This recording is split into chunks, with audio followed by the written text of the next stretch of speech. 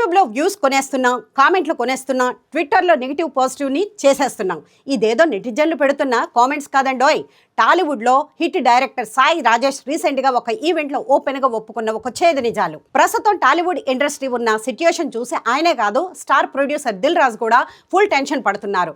ఇప్పుడు ఇండస్ట్రీలో ఏది జెన్యున్గా లేదని, ప్రతిదానికి ఫేక్ ప్రమోషన్స్ పెరిగిపోతున్నాయి అంటున్నారు సాయి రాజేష్ గారు. దీనివల్ల అసలు జనాలకి ఏ కథ నచ్చుతోంది, ఏ కథ నచ్చటం లేదు అనేది డైరెక్టర్లకే క్లారిటీ లేకుండా పోతుందంటున్నారు. అంతేకాదు, ఆడియన్స్కు ఇండస్ట్రీపై విరక్తి పుట్టేసిందని, ఆడియన్స్కి పిండితే కలెక్షన్లు వస్తాయన్న ఆలోచనలు మాత్రమే ఉన్నాయంటూ సెన్సేషనల్ కామెంట్స్ని చేస్తున్నారు.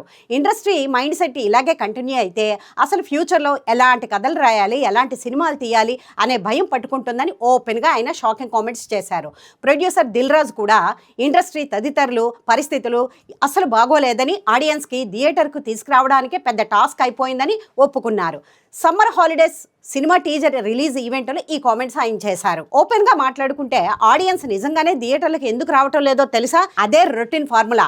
4 ఫైట్లు 6 పాటలు పెట్టి అరిగిపోయిన పాత కథనే మళ్ళీ చెప్పడం, లేదంటే పాన్ ఇండియా పేరుతో అనవసరంగా బడ్జెట్ పెట్టి ఆ డబ్బుల్ని ఆడియన్స్ నుంచి దండుకోవడం, ప్రీమియర్ షోలతో సినిమాల మీద ప్రేమ ఉన్న అభిమానులు జేబులు గొల్లజేయడం ఎంతవరకు కరెక్ట్? అందుకే థియేటర్లకు బదులు ఓటీటీ కంటెంట్నే ఎక్కువ ఇష్టపడుతున్నారు ప్రజలు. మరి మీరేమంటారు ఫ్రెండ్స్? ఇందులో నిజం లేదంటారా? మీ అమూల్యమైన కామెంట్ని ఈ ఇన్బాక్స్లో సెండ్ చేయండి. ఇటువంటి లేటెస్ట్ అప్డేట్స్ కోసం మా ఛానల్ని సబ్స్క్రైబ్ చేసుకోండి.